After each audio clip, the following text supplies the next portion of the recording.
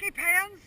So all that work that you did in the flat is exactly the kind of work, that's how you want him to approach the fence, is with that big forward trot that is balanced back onto his butt, that feels like you've really got him with you. If he doesn't come in that way, he's actually probably going to just step over this cross rail, as I'm sure you know. But if you can bring him into it in that forward, really moving frame, then he actually might jump it for you and give you a pretty decent jump. So let's give it a try and see how it goes. Good. Yeah, absolutely. Whatever it takes to get you feeling prepared. I would never ask you to do a jump that you didn't feel like it was right. So if it's not right, even if I think it's right, you tell me it's not right and I'm going to believe you. I'd much rather that we have each one be accurate and good. Yeah. Nice, girl. That's awesome looking. Good. I would move that right rein a little bit. See if you can get him to soften his jaw over there. Because he's kind of hanging on you, right? Yeah. So sit him back. Yeah, good girl. And it takes some strength. I mean, it really does. With a horse like him, you have to move his face, you know. Good. Good, like that. Good, little half halt, balance him through the corner. Sit him back, good girl. Very nice. Eyes up, look where you're going. Good, good. He actually jumped the tiny cross rail. And beautiful halt, well done.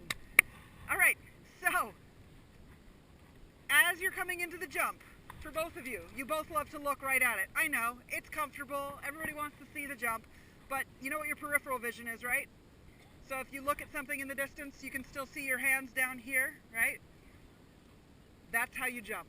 It's the only way to be safe, and it'll give you a much better intuitive sense of what the horse is doing. You can feel them wiggling and correct it before they get crooked and have a chance to either run out or stop or whatever, as long as your eyes are beyond the fence. Pick something, like in this case, that satellite dish over there is a perfect focal point. You can still stare at the fence all you want with your soft vision. No hard looking right at the fence business. I don't even care if you want to look at the ground on the other side of the fence, like 50 feet beyond it, I'm fine with that. But this looking directly at it is going to screw you over when you actually start jumping big stuff and you're on a horse that really is slightly difficult. Luckily, he doesn't really care. She's a totally different story. You definitely need to get your eyes up. But practice it now so that it becomes muscle memory. You don't have to worry about that in the future. And the other thing that's brilliant about it is that, you know, your timing for the jump is always the hard part, right?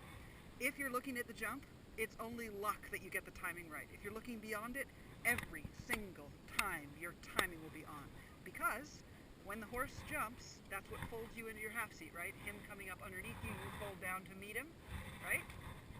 That can only, you're only allowing your body to do that of its own accord if you're not focused right on the jump and going, we're going to jump right now.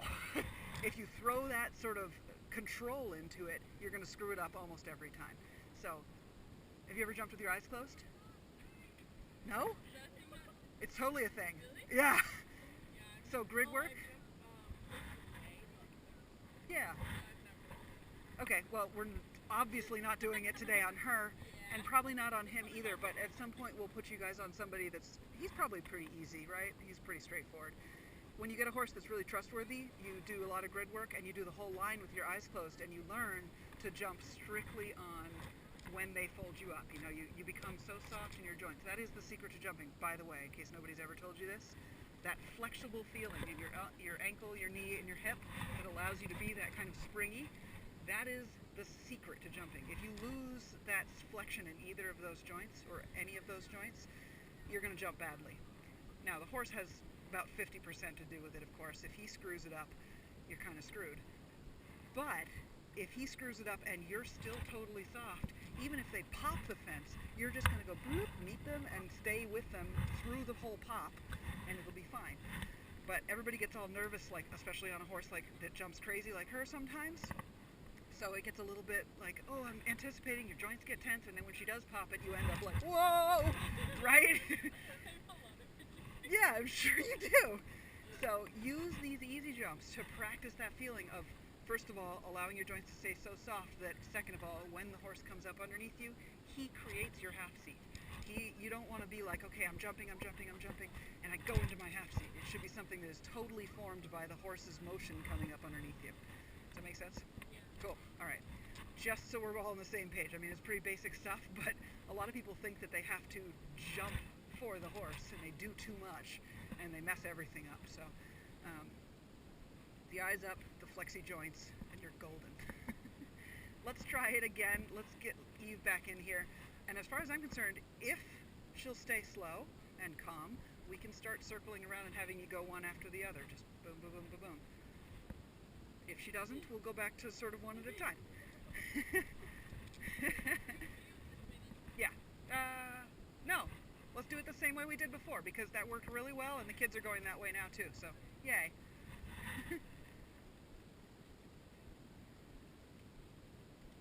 Let's move Panzur forward just a couple steps. Actually, why don't you go ahead and wake him up, and after she's done with her halt and starts to walk on, then you can come on down to it.